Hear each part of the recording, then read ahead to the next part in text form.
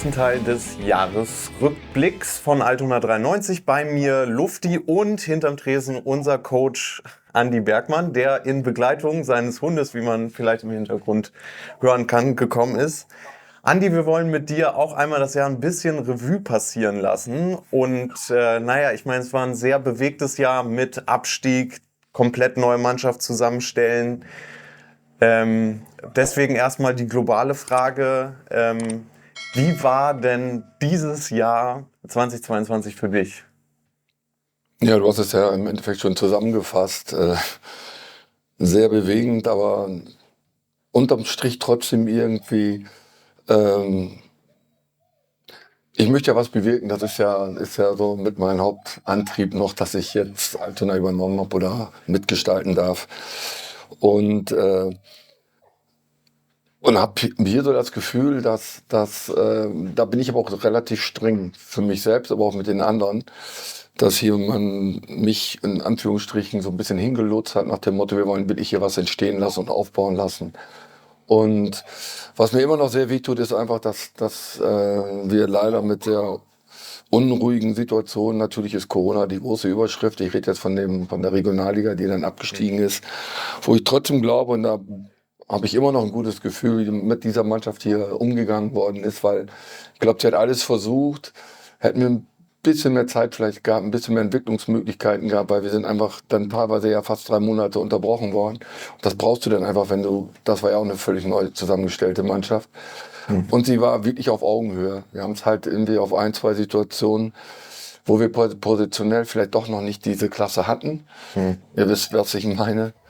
Und trotzdem, wie die Jungs sich da angestrengt haben. Und irgendwie war dann für mich auch noch das Endspiel im Pokal auch nochmal so ein Spiegelbild dieser Saison auch, dass wir eigentlich wieder richtig eine Leistung abgerufen haben und trotzdem uns wieder nicht belohnt haben. Blödes Gegentor.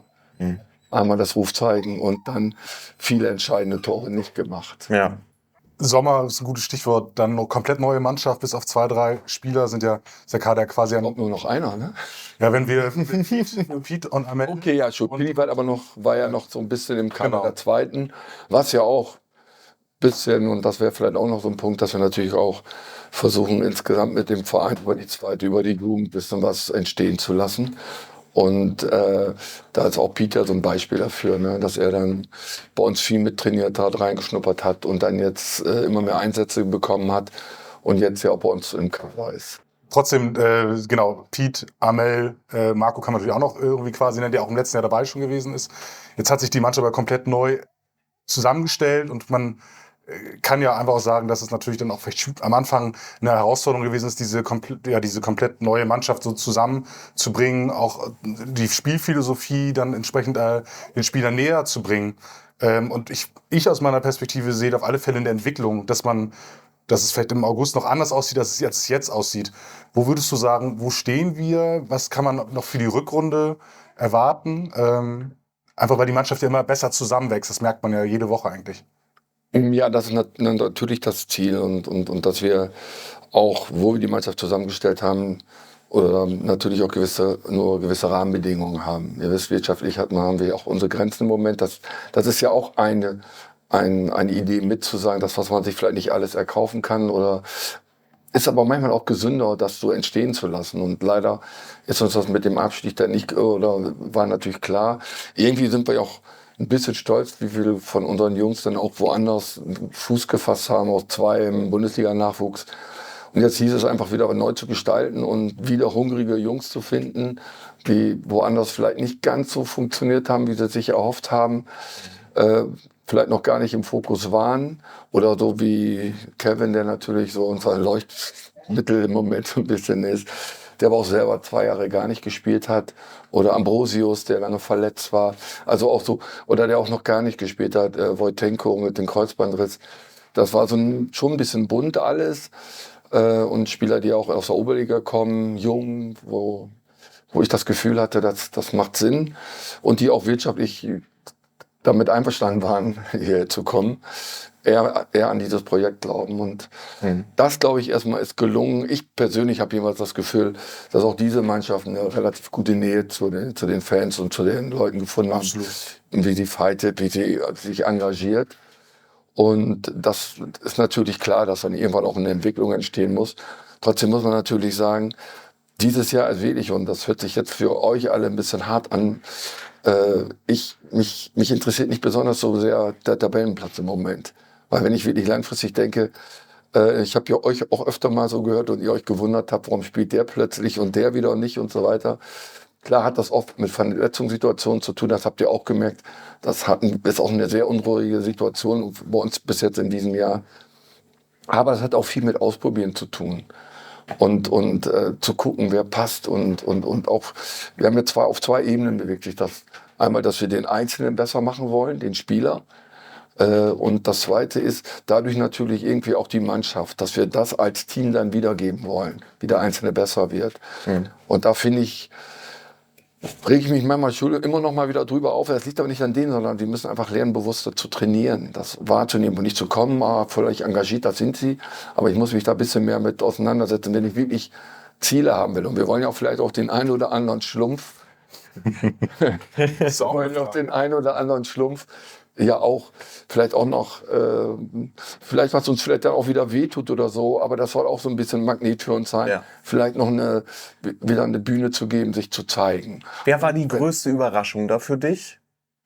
Ach, ich habe viele Überraschungen jetzt eigentlich, weil ich finde es jetzt ganz toll, wie Michael wieder natürlich auch nach seiner Verletzung, wie man sieht, wie wichtig er für uns sein kann, wie stabil, wie auch in der Defensive, Offensive, aber auch ein Spieler, der auf dem Platz auch mit organisieren kann halt. Dann haben wir so einen Theo, der so viele Voraussetzungen mitbringt. Spiegelbild gestern wieder, diesen etwas unruhigen Elfmeter vielleicht mit verursacht, obwohl wir das vorher klären müssen. Und gleichzeitig aber auch was für Aktionen. Also das ist ja ein Beispiel dafür, so steckt eine Menge drin, aber sie müssen das, was die drin sind, mental noch klarer umsetzen und natürlich auch Widerstandsfähigkeit. Und deswegen waren die letzten Spiele auch für uns als Lernprozess richtig gut. Gestern waren ja auch Umstände, der Platz, naja, nicht jetzt vielleicht das Optimalste.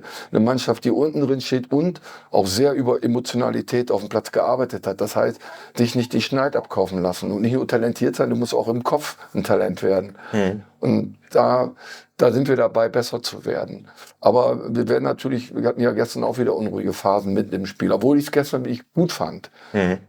Trotz klar, das war irgendwie auch bekannt und irgendwie habe ich es vielleicht auch zu oft gesagt vor dem Spiel, dass sie natürlich sehr stark über Standard kommen bei solchen Spielen. Dass sie dann mit Physis kommen und so und das dann mal, oder vielleicht mal ein bisschen ruhig sieht. Und ihr habt auch gesehen, dass wir jetzt einfach mal zweimal den Julian jetzt mal reingebracht haben, unseren Ersatzkeeper, wenn man Ersatz das überhaupt so sagen kann, mag ich nicht so das Wort. Aber dass er da auch die Möglichkeit sich zeigt, das gehört auch wieder mit zu dem Prozess. Also nicht nur zu gucken, wenn wir dadurch aber, was ja natürlich toll ist, und das hilft übrigens auch in der Entwicklung, du natürlich bestätigt wirst durch Erfolge. Das macht es einfacher, dann hinterfragst du das nicht so sehr. Ne? Dann hast du mehr Mumm und mehr Vertrauen dazu. War das auch der Grund, warum du ihn nochmal reingeworfen hast? Weil ich meine, sein erstes Spiel war ja, da hatte er einen groben Schnitzer drin, würde ich mal sagen. Man kann es unterm Strich einfach sagen, er war einfach unruhig, weil das erste Mal war sein erstes Spiel, ne? Wollte alles zeigen und er hatte ja gestern auch noch 2 Szenen, wo er nicht gesehen hat, dass die 2 Innenverteidiger da sind, dann verlasse ich mein Tor nicht so weit raus, weil dann braucht nur jemand beim Berühren, dann rollt der da rein und andersrum ist es eigentlich eine Stärke von ihm, dieses Rauskommen. Ne? Und deswegen die Torwartposition ist sowieso das größere Problem, weil nicht als Problem bei uns jetzt im Moment, aber in Richtung den anderen gerecht zu werden, die nicht spielen. Da haben wir ja auch eine gute Sache mit Alex, dass der jetzt regelmäßig in der zweiten gespielt hat bis seiner Verletzung. Dass wir auch sagen, dann auch 90 Minuten Wettkampf haben und Erfahrung sammeln. Der Schlumpf ist gerade 18. Ja. Also, und trotzdem nicht wegbrechen oder so ein Tim, der jetzt gerade keine so gute Zeit mitmachen muss. Das hat seine Gründe, warum er jetzt noch nicht so reingekommen ist. Und war ja bei Pauli in der St. Pauli, FC St. Pauli, war er ja in der A-Jugend, bringt athletisch tolle Sachen mit, aber der wird wahrscheinlich dann auch in der Rückrunde kommen, weil er selber so ein paar Dinge familiär hatte. Das ist ja so manchmal. Ja. Und dann waren aber auf gewissen Positionen auch andere, die in der Entwicklung sind. Das passiert dann mal. Aber jetzt, das meinte ich auch eben, jetzt auch die Mentalität zu haben, nicht wegzubrechen. Und das tun die Jungs alle nicht. Ob Martin es ist, der jetzt plötzlich mal eine Phase hat, wo er nicht ganz so viel Einsätze hat, die werden auch wieder kommen, weil ich aber auch andere Dinge ausprobiere. Ja. So, und dann ist es halt so, dass es darum geht, dass wir wirklich jetzt die Geduld haben. Und ich werde ich werde mich immer vor die Mannschaft stellen, wenn es jetzt ankommt, über Aufstieg gesprochen wird, oder irgendwie so ein komischer Druck kommt und Erwartungshaltung, darf man gerne haben, aber lasst sie entwickeln einfach und das langfristiger sehen und dann irgendwie auch mal mit einem Fundament irgendwo hinkommen und nicht so brüchig zu sein. Ja. Das ist so ein bisschen... Da fängst du ja jetzt auch, kommst du eigentlich zu unserem Schlusspunkt, den wir noch... Ich habe noch eine Frage davor. Achso, Entschuldigung, ja. Ist gut. Bitte. Wir haben in einem anderen Video drüber gesprochen, so ein bisschen über die Momente des Jahres gesprochen, die wir so als Fans hatten. Gab es für dich da so einen Moment, der für dich so herausstach oder ein paar Momente, wenn auch nicht, ist auch okay, aber weil wir die Frage einfach jetzt im anderen Video schon hatten?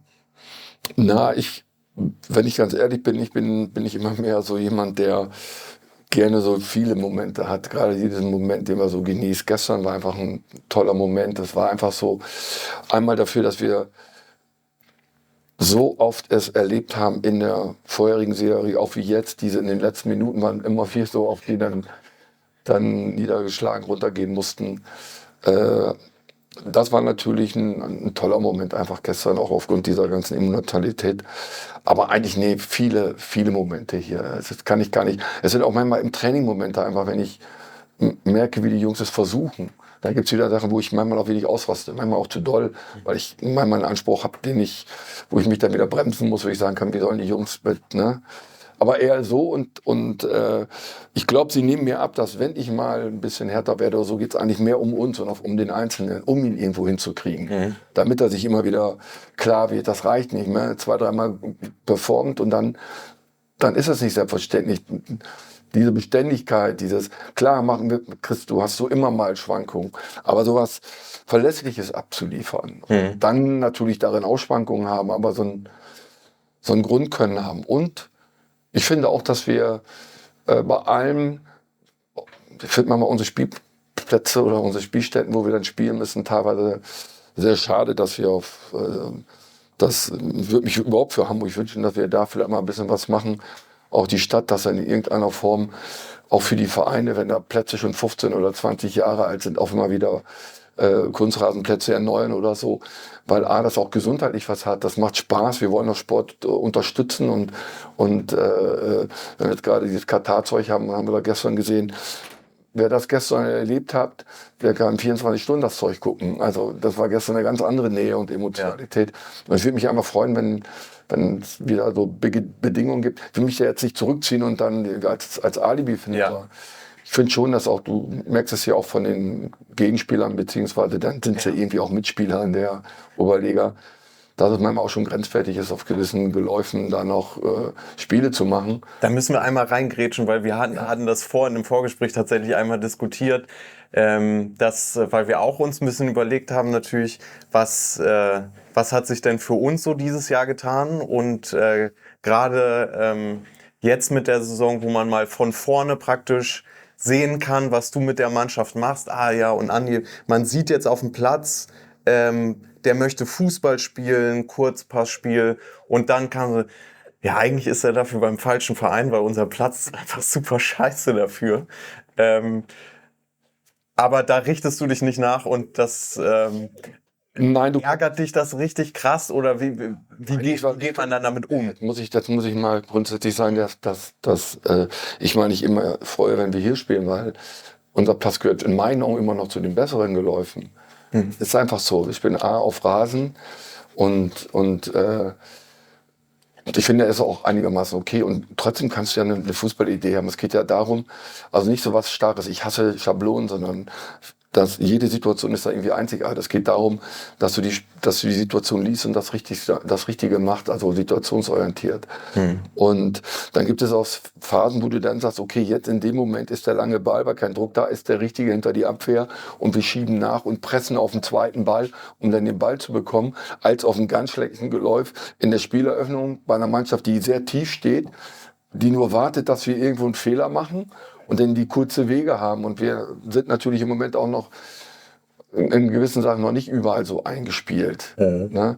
Aber was ich vorhin noch andeuten wollte, ist einfach, ich finde schon, dass man sieht, dass die Mannschaft wirklich Fußball spielen will. Ja, aber auch mit Herz. Also somit, wir gehen lieber drauf und riskieren auch, weil wir wissen, der wartet nur der Gegner auf den Konter, hat einen schnellen Stürmer vorne und so und dann nicht damit nur jetzt irgendwie andauernd nur mit Respekt. Klar, Respekt ist richtig, aber nicht irgendwie da so vorsichtig zu sein, sondern sagen, nee, wir hauen unser Ding rein, was wir wollen und was wir können. Und das versuchen sie und im Moment machen sie es auch relativ gut. Gibt es natürlich immer noch Sachen, wo wir dran arbeiten müssen und auch wollen. Das wäre ja klar.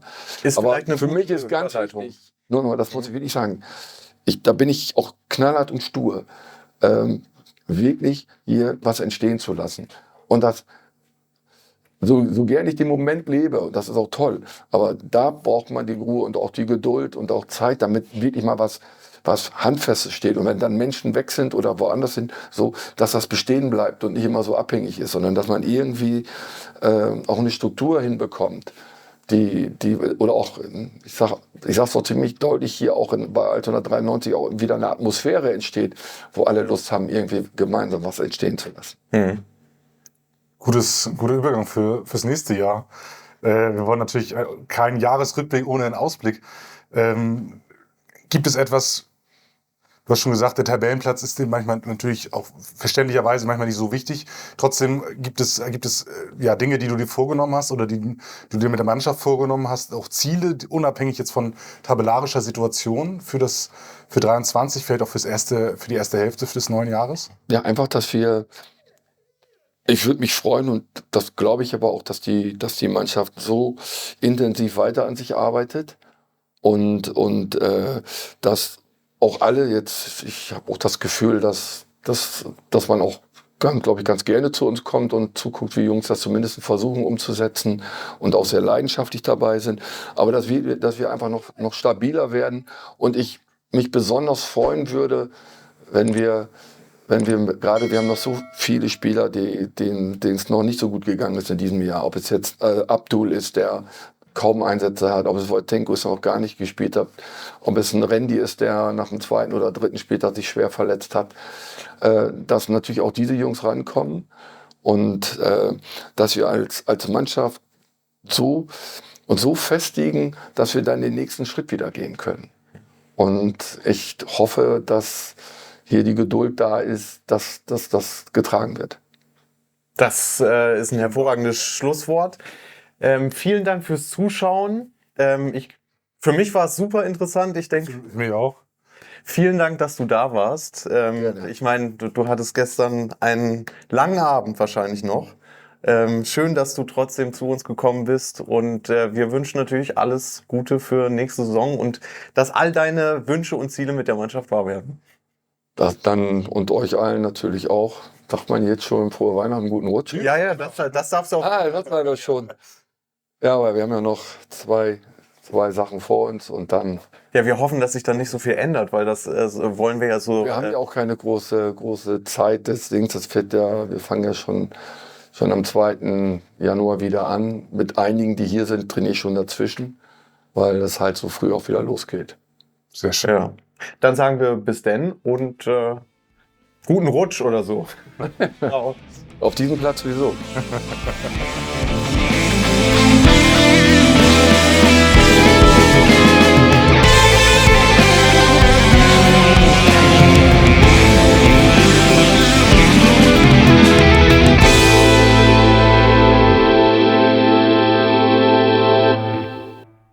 Zweiten sieht, also kommt in den Rückraum. Ah, jetzt geht noch hier Jetzt geht hier noch einfach mal während dem Angriff von Oberleuland die Rasensprenger an. Freut mich auf jeden Fall auch. Das ist auf jeden Fall auch schön zu sehen. Das ist unsere neue Taktik. Wenn wir führen und der Gegner steht vorne drin, dann machen wir einfach die Rasensprenger an. So muss das laufen. Das habe ich hier auch noch nicht erlebt. Das ist ja ganz großartig. Ich weiß nicht, was da jetzt passiert ist und wer da jetzt wogegen gekommen ist. Aber das ist auf jeden Fall eine Taktik, die sollten wir uns für die Oberliga merken. Das heißt, wenn es mal drauf ankommt, zum Beispiel Elfmeterschießen oder so, und dann im richtigen Moment vielleicht einfach mal die Rasensprenger anmachen.